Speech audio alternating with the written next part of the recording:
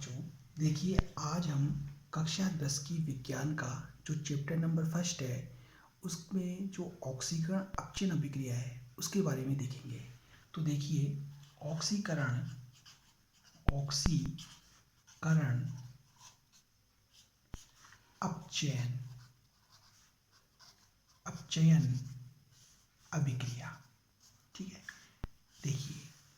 देखिए बच्चों, ऑक्सीकरण और अपचयन अभिक्रिया को हाइड्रोजन के आधार पे, ऑक्सीजन के आधार पे, विद्युत विद्युत ऋणी ऋणी तत्व विद्युत ऋणी तत्व के आधार पे और इलेक्ट्रॉन के आधार पे हम डिफाइन कर सकते हैं, परिभाषित कर सकते हैं। लेकिन आपके सिलेबस के अंदर केवल हाइड्रोजन और ऑक्सीजन के बारे में ही बताया गया है, इसके आधार पर ही इसको परिभाषित किया गया है। तो हम केवल हाइड्रोजन और ऑक्सीजन के आधार पर इसको परिभाषित करेंगे। तो देखिए, सबसे पहले हम ऑक्सीकरण जो अभिक्रिया है, ऑक्सीकरण अभिक्रिया उसको हम परिभाषित करेंगे। ठीक है, तो पहले हम देखते हैं ऑक्सीजन के आधार पे, ऑक्सीजन के आधार पर। ठीक है, देखिए ऑक्सीजन के आधार पर ऑक्सीकरण अभिक्रिया। देखिए बच्चों, वह अभिक्रिया जिसमें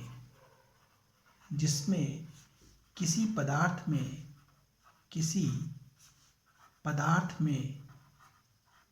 में ऑक्सीजन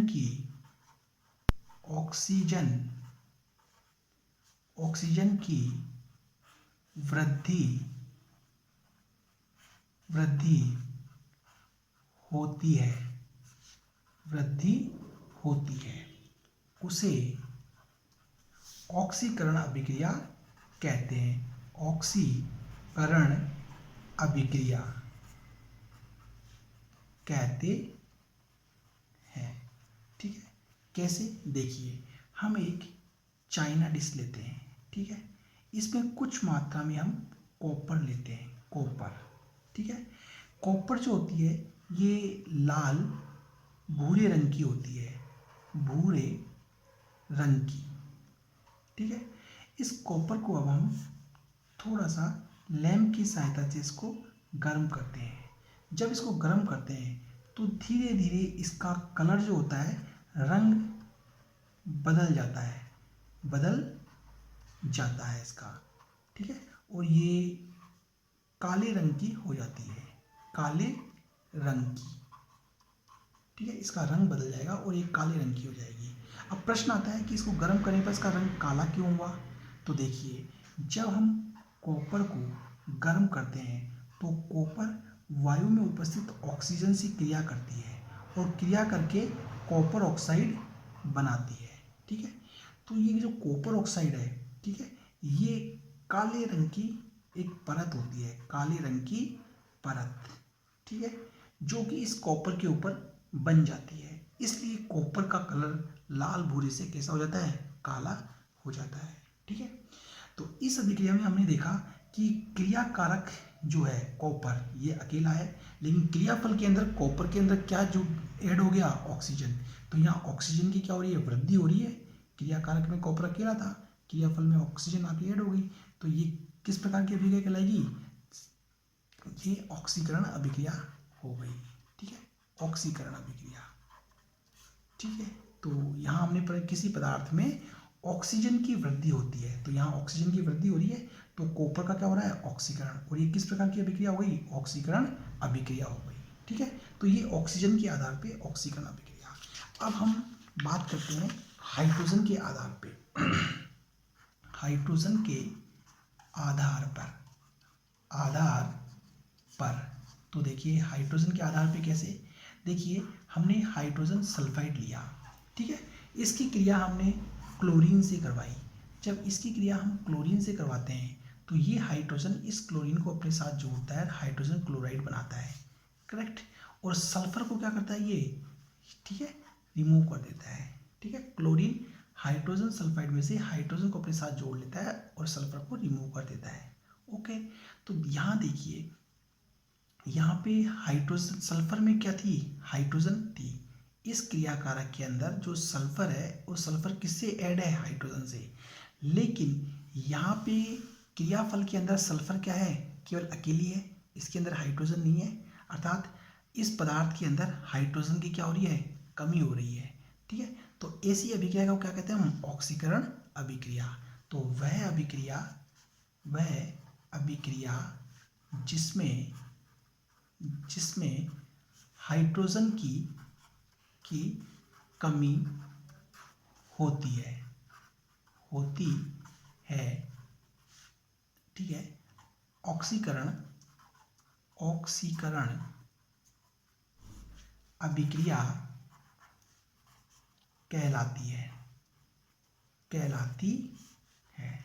ठीक है, तो ये है आपकी ऑक्सीकरण अभिक्रिया हाइड्रोजन के आधार पे और ऑक्सीजन के आधार पे। करेक्ट। अब हम देखते हैं अपचयन अभिक्रिया कि अपचयन अभिक्रिया क्या होती है। देखिए, अपचयन अभिक्रिया को पहले हम ऑक्सीजन के बेस पे डिफाइन करते हैं। ऑक्सीजन के आधार पर तो देखिए बच्चों, अभी हमने देखा था, ठीक है, कि कॉपर ऑक्साइड ये काले रंग की होती है। ठीक है, काले रंग। ठीक है, जब इसकी क्रिया हम हाइड्रोजन से करवाते हैं, ठीक है, तो हाइड्रोजन ऑक्सीजन को अपने साथ में क्या करती है, जोड़ लेती है और कॉपर को क्या कर देती है, रिमूव कर देती है। करेक्ट। तो ये जो काला रंग है ये वापस किस में बदल जाता है, लाल भूरे रंग में बदल जाता है। करेक्ट।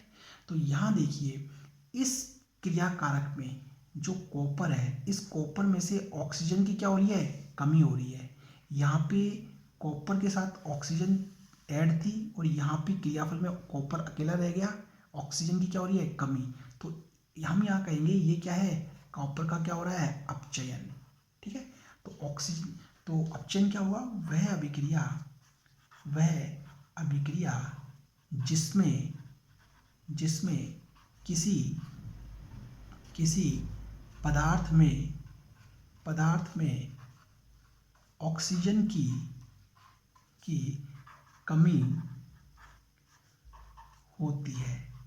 की कमी होती है, उसे अपचयन अभिक्रिया कहते हैं। ठीक है, तो यहाँ देखिए, ऑक्सीजन की क्या हो, कमी हो। इस क्रिया कारक में कॉपर के साथ ऑक्सीजन था, लेकिन क्रियाफल में कॉपर अकेला रह गया, तो कॉपर में से ऑक्सीजन की कमी हो रही है, तो कॉपर का क्या हो गया, अपचयन हो गया। करेक्ट। अब हाइड्रोजन के आधार पे, H के आधार पर अपचयन अभिक्रिया को परिभाषित करते हैं।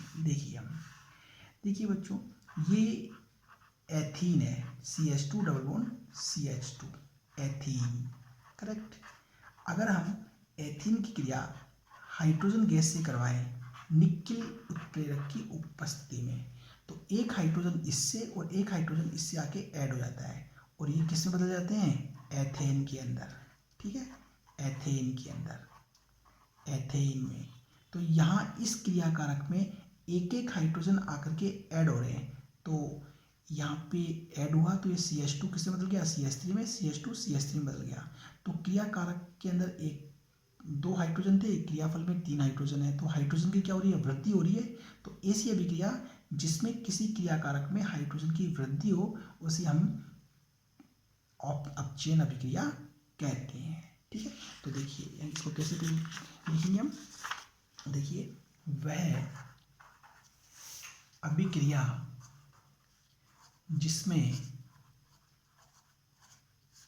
किसी पदार्थ में हाइड्रोजन की वृद्धि होती है अपचयन अभिक्रिया कहलाती है। अपचयन अभिक्रिया कहलाती है। ठीक है, ये होती है हाइड्रोजन के आधार पे अपचयन अभिक्रिया। ठीक है, देखिए ये थी हाइड्रोजन और ऑक्सीजन के आधार पे ऑक्सीकरण और अपचयन अभिक्रिया की परिभाषा। करेक्ट। अब देखिए बच्चों, कुछ दो चीज़ें और होती हैं जो हमें देखनी होती हैं। देखिए, यदि हम H2S प्लस Cl2 की बात करें तो यहाँ पे देखिए हाइड्रोजन क्लोरीन से ऐड होता है और HCl बनाता है और सल्फर क्या हो गई, रिमूव हो गई। करेक्ट। तो देखिए यहाँ पे हाइड्रोजन जो है उसका, हाइड्रोजन सल्फर में से हाइड्रोजन क्या हो रही है, निकल रही है। तो सल्फर में से हाइड्रोजन निकल रही है तो सल्फर का क्या हो रहा है, ऑक्सीकरण हो रहा है। तो हम कह सकते हैं H2S का क्या हो रहा है, ऑक्सीकरण, ऑक्सीकरण। करेक्ट। अच्छा, Cl2 के अंदर हाइड्रोजन की क्या हो रही है, वृद्धि। तो Cl2 का क्या हो रहा है यहाँ पे, अपचयन, अपचयन। ओके, ठीक है। अब बच्चों एक बात ध्यान रखना, जिस पदार्थ का या क्रियाकारक का ऑक्सीकरण होता है, ठीक है, वो हमेशा अपचायक पदार्थ कहलाएगा। ठीक है। तो यहाँ अगर आपसे पूछे इस अभिक्रिया में अपचायक पदार्थ कौन सा है, तो ऑक्सीकरण किसका हो रहा है, इसका, तो इसको कहेंगे हम अपचायक पदार्थ, अपचायक पदार्थ। ठीक है, पदार्थ। और जिसका अपचयन हो रहा होता है वो पदार्थ ऑक्सीकारक पदार्थ कहलाता है। तो यहाँ Cl2 क्या हो जाएगा, ऑक्सीकारक पदार्थ, ऑक्सीकारक पदार्थ। तो कई बार पूछ लिया जाता है कि ऑक्सीकारक पदार्थ कौन सा है, अपचायक पदार्थ कौन सा है, तो हम कह सकते हैं अपचायक, अपचायक पदार्थ कौन सा होगा, अभिक्रिया में उपस्थित ऑक्सीकारक पदार्थ, ऑक्सीकारक पदार्थ। ठीक है। और अगर आपसे पूछे कि ऑक्सीकारक पदार्थ कौन सा है, ऑक्सीकारक एजेंट या पदार्थ, तो जिस पदार्थ का अपचयन हो रहा होता है, अभिक्रिया में उपस्थित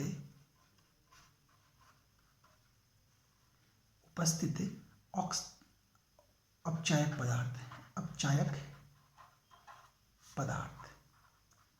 ठीक है। तो आपसे पूछिए अपचायक पदार्थ या अपचायक एजेंट कौन सा है, तो आपको इसकी पहचान होनी चाहिए, कई बार ये पूछ लिया जाता है। ठीक है। तो ये है आपके ऑक्सीकारक, अपचयन किसका हो रहा है, अपचायक पदार्थ कौन सा है, ऑक्सीकारक पदार्थ कौन सा है। ठीक है। तो ये देखिए अभिक्रिया। ठीक है, देखिए इसको। हाँ बच्चों, अब इसके बाद हम देखते हैं रेडॉक्स अभिक्रिया क्या होती है, रेडॉक्स अभिक्रिया।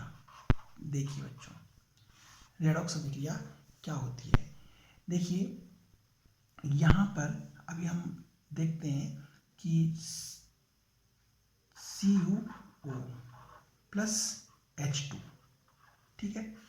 देखिए हाइड्रोजन ऑक्सीजन को अपने साथ जोड़ के H2O बनाता है और इस क्रियाकारक में से कॉपर को क्या कर देता है, रिमूव कर देता है। करेक्ट।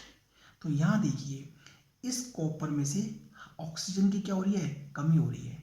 ठीक है। तो इस क्रियाकारक का क्या हो गया, ऑक्सीजन की कमी हो रही है, अपचयन, अपचयन। तो यहाँ पे कॉपर का क्या हो रहा है, अपचयन हो रहा है। क्यों, कॉपर में से ऑक्सीजन की कमी हो रही है। ठीक है। अब यहाँ देखें तो हाइड्रोजन में ऑक्सीजन क्या हो रही है, ऐड हो रही है, ऑक्सीजन की वृद्धि हो रही है। तो यहाँ पे हाइड्रोजन का क्या हो रहा है, ऑक्सीकरण हो रहा है। क्या हो रहा है, ऑक्सीकरण। ठीक है। तो हमने देखा इस अभिक्रिया में एक पदार्थ का तो अपचयन हो रहा है और सेम उसी तरह दूसरे पदार्थ का क्या हो रहा है, ऑक्सीकरण हो रहा है। तो ऐसी अभिक्रिया को हम क्या कहते हैं, रेडॉक्स अभिक्रिया। किसे कहते हैं, रेडॉक्स अभिक्रिया, जब किसी अभिक्रिया में एक पदार्थ का तो अपचयन हो और उसी समय दूसरे पदार्थ का क्या हो, ऑक्सीकरण हो, तो ऐसी अभिक्रिया रेडॉक्स अभिक्रिया कहलाती है। करेक्ट। और इसका एक एग्जाम्पल देखते हैं अपन। देखिए ZNO की क्रिया जब कार्बन से करवाते हैं तो कार्बन ऑक्सीजन को अपने साथ ऐड कर लेता है, कार्बन मोनोऑक्साइड बनाता है। करेक्ट। तो यहाँ जिंक में से ऑक्सीजन की क्या हो रही है, कमी। कैसे, यहाँ जिंक ऑक्साइड है क्रियाकारक के अंदर, क्रियाफल में क्या है, केवल जिंक है। तो जिंक में से ऑक्सीजन क्या हो रही है, कम हो रही है। तो ये क्या हो गया, अपचयन अभिक्रिया, अपचयन। ठीक है ना। और यहाँ कार्बन क्रियाकारक में अकेला है, लेकिन यहाँ कार्बन के साथ में ऑक्सीजन की क्या हो रही है, वृद्धि। तो ये क्या हो गया, ऑक्सीकारक पदार्थ, ऑक्सीकारक पदार्थ। ठीक है, तो यहाँ इस अभिक्रिया में इस क्रियाकारक का अपचयन हो रहा है, उसी समय इस क्रियाकारक का क्या हो रहा है, ऑक्सीकरण। तो ऐसी अभिक्रिया को हम क्या कहते हैं, रेडॉक्स अभिक्रिया। एक और देखते हैं आपके सिलेबस के according, MnO2 manganese oxide plus HCl की क्रिया जब हम करवाते हैं तो मैंगनीज क्लोरीन को अपने साथ जोड़ता है और MnCl2 बनाता है, हाइड्रोजन ऑक्सीजन के साथ ऐड होकर के जल बनाता है और साथ में हमें क्लोरीन भी प्राप्त होती है। करेक्ट। अब यहाँ देखिए, पहले इसको बैलेंस करते हैं। क्लोरीन कितनी है, 2O2 4, यहाँ 4 क्लोरीन है, यहाँ क्लोरीन कितनी है 1, तो इसको हम क्या करेंगे 4 से मल्टीप्लाई कर दें, 4 क्लोरीन हो जाएगी। लेकिन हाइड्रोजन कितनी होगी अब यहाँ पे 4, यहाँ हाइड्रोजन कितनी है 2, तो यहाँ इसको 2 कर दें। ठीक है, तो हाइड्रोजन कितनी होगी 2 2 या 4, यहाँ 4 हो गई। लेकिन यहाँ ऑक्सीजन कितनी होगी अब 2, क्योंकि ये 2 पूरी फार्मूले से मल्टीप्लाई है 2, तो यहाँ ऑलरेडी ऑक्सीजन 2 है। ठीक है, तो इस प्रकार ये समीकरण क्या हो गया, बैलेंस। करेक्ट। तो यहाँ देखिए, इस मैंगनीज के साथ ऑक्सीजन है, यहाँ मैंगनीज के साथ ऑक्सीजन नहीं है, मतलब मैंगनीज में से ऑक्सीजन की कमी हो रही है। तो ये किस प्रकार की अभिक्रिया हो गई, अपचयन अभिक्रिया, अपचयन अभिक्रिया। ठीक है, यहाँ देखिए क्लोरीन के साथ में हाइड्रोजन थी, ठीक है, और यहाँ पे क्लोरीन में से हाइड्रोजन की क्या हो रही है, कमी। तो जब हाइड्रोजन की कमी होगी तो क्या होगा, ऑक्सीकरण अभिक्रिया, ऑक्सीकरण अभिक्रिया। करेक्ट। तो इस अभिक्रिया में एक पदार्थ का अपचयन हो रहा है तो उसी वक्त दूसरे पदार्थ का क्या हो रहा है, ऑक्सीकरण। ऐसी अभिक्रिया को हम क्या कहते हैं, रेडॉक्स अभिक्रिया। तो देखिए बच्चों, ये थी ऑक्सीकरण, अपचयन और रेडॉक्स अभिक्रिया। ठीक है, तो इस वीडियो में आज हम इतना ही करेंगे। अगर बच्चों आपको हमारा टॉपिक समझ में आया हो, ठीक है, तो प्लीज़ आप इसको सब्सक्राइब जरूर करें, जिससे कि अगले टॉपिक की वीडियो हम आपको उपलब्ध करवा सकें। ठीक है, थैंक यू।